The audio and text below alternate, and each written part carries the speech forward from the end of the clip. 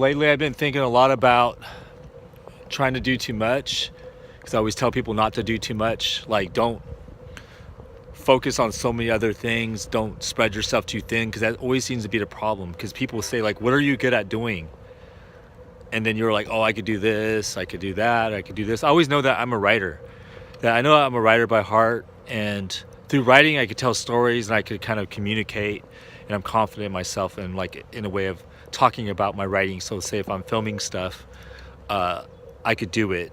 It's easy in my thoughts. I could process things fast and I could talk on the fly, like in terms of like improv, because I did want to be an actor back in the 90s after I watched Speed and Forrest Gump. So that's like kind of like my initial calling, but then my true calling would be me being a writer, because I would want to write, because I moved down to Los Angeles in 99, because I got out of the military in 98, and I planned, like, it was my dream. I wanted to do it in 94, and that I went down to LA, and I was only out there for 10 days, and I just didn't feel it. I didn't feel that. It wasn't about being ready. I just didn't feel it. Like, I loved Hollywood and I wanted to do it, and I was like so excited about the acting.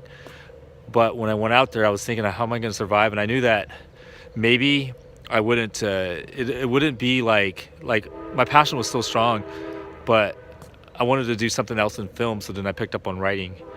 When I came back, I moved back up north because I was only out there for 10 days down south. So I decided that I wanted to do writing. So then I majored in film and went to film school. And then that's when I met my mentor, which is my co-writer in my current film, because I met him in, I think, 2003. And then I met another friend that wants to be a director that's pretty good. I met him in 2004. So I remember he was wearing his Boston Red Sox hat, and I said, they're going to do it. They're going to win the title, even though they were down like 0-3. I was like, they're going to win the series, and they're going to go into the World Series and stuff. So it's like those things that you remember, like these little connections, that if you didn't make these decisions, that you wouldn't have met certain people. Just like me driving Uber, I would meet the current film owner that I write commercials with, and we're going to write our 4th commercial. So I met him driving him an Uber, and then I met him again. But I had given him my screenwriting card the first time I met him, and he was talking about film and everything. So I felt that that it was important that you did certain things. Like, you might find yourself in a lot of debt, and you might get yourself into bad situations because of the dream, because the dream it could cost you time and energy, and then you don't work good jobs, and you don't do things that will get you ahead, and then people could look down on you, saying that you got into these situations, you're behind, and everybody's ahead of you, and now you have these decisions to make, and then people could look at you like nobody's going to support you anymore because you're not making good decisions, and you allowed yourself to get into this situation, and now you're in a lot of debt, and now things are messy, and now you might not have your own home, and a lot of things are looking like that. Maybe your older life, like when you get older, is going to not be so good because you don't have benefits and certain things. So people are like looking at you and trying to think those things, but then you made decisions along the way to protect your dream, but then people look at your dream as being something that's just not worthwhile. It's not like supporting your life. It's not supportive. It's almost like having people around you that are not supporting you, that are not like-minded, and that they're negative, and then they try to drag you down and try to make you give up. Well, that's how they're viewing your dream. Is your dream is something that hasn't been there for you, but they have been there for you, and they're trying to help you, and they're trying to support you, but at the same time they're not like wanting to read your scripts, or they're not wanting to listen, like watch your videos, and then you can't even show them you doing videos like this, because then you worry about if they are going to have an opinion of it, like, oh, like why you making these videos and all that. It's almost like they're not proud of you for doing it. And then you might have a mom that is always supporting you, and that's always there and always talking, and they want you to do good, but then they also want you to live your dream, and they'll always help you. So you're going to have people like that in your life that are either going to support you. I always say, like, positive support is support where they believe that you could do these things, but they don't know how it's done. They don't know the steps. And then you're going to have support, like-minded support, where people are going to know the steps, like which I would have in my mentor. They're going to know the steps, and they know what it takes, and they know what you need to do.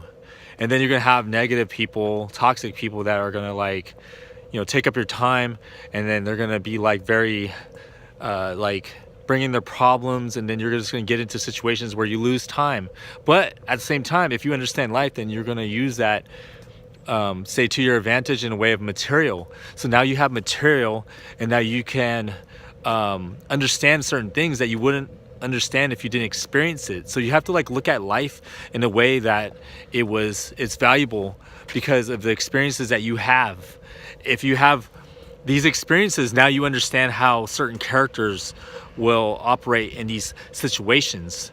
But if you didn't have these situations, like say these experiences or this conflict, then you would have to do research on it, but you wouldn't truly understand what it's like to be in that situation. So it's always good to have some exposure. And I feel that the decisions I made, when I look back, that things have changed in in my decisions on how I'm viewing the dream, and that there's this urgency, but also this creative urge that I need, because when I'm say posting on the social media and doing things, that I feel that even though I don't focus on results, that I start to feel that I'm not, no matter how hard I'm working, I'm not seeing results. So then I'm self-aware that I need to shift my energy to my writing, because I always got results as a writer. When I was blogging for other companies, or I was a clinical writer, or I was doing just always getting results. I might write some type of thing on a certain ride sharing, and then all of a sudden that particular article would make me money or get exposure, and I get a lot of views. I was getting more good traction. But when it comes down to post, and I'm doing captions, and I'm doing stories, and then I'm doing these vlogs, then I'm not really getting any type of say good results or good outcomes. Maybe I'm helping some people and stuff, but I feel like if I just focus on the writing and I do more with my writing, then I think that then I could achieve more. If you jump around all over the place and you can't focus, and you're just distracted, and then you can't start things, or you start things and then you don't finish them. So the whole goal is to start things, to finish them. And also in your life, if you go through these experiences, to look at, did you learn? I talked to a guy that I was doing a job for a law firm, and a guy was out there, and he was in a suit, and I told him about a situation, because I was talking to him while I was waiting for the client. It was early in the morning. There was a lot of crazy people out during that time in that particular section. It was in Tenderloin. He asked me, did you learn? I was telling him about a certain situation. He said, did you learn? I said, I did. And he said, that is what counts. So did you learn? And would you go through it again, or would you be more self-aware next time? I had to I was listening to him because he had drinks. You could tell he had a lot of whiskey or something, and that he talked really fast or slurred with his talking. But I slowed down. I slowed down to think. When people, I could adjust to the speed, whether if they talk too fast or too slow, or if it's not clear, or because I always I don't judge people, so I like to listen. So I felt that he had some good wisdom, so I was able to learn from him. Even though that I knew some of the stuff that, even though I